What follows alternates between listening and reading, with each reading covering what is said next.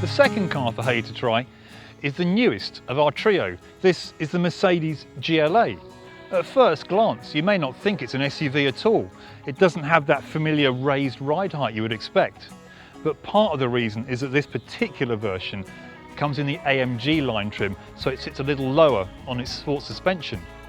And part of the reason this car also looks a bit stealth is because Mercedes has fitted something called the night package.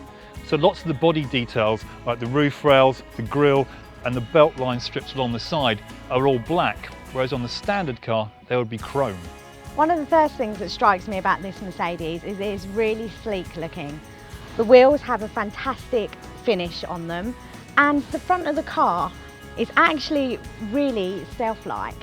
However, when you get to the back of the Mercedes, you kind of think they ran out of ideas. The back doesn't look appealing at all.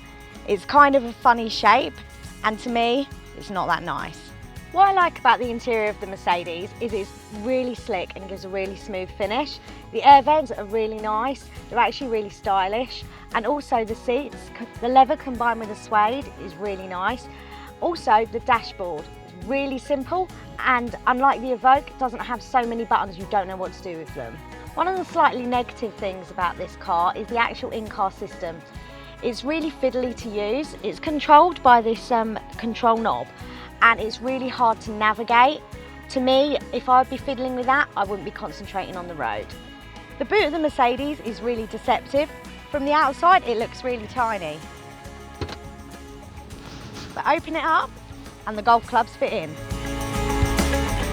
With this car, I find that it's really sluggish to get going.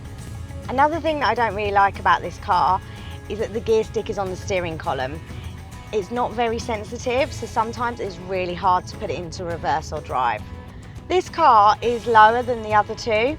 Part of the attraction for me in an SUV is that you do get a higher ride, and you just don't get that in this car.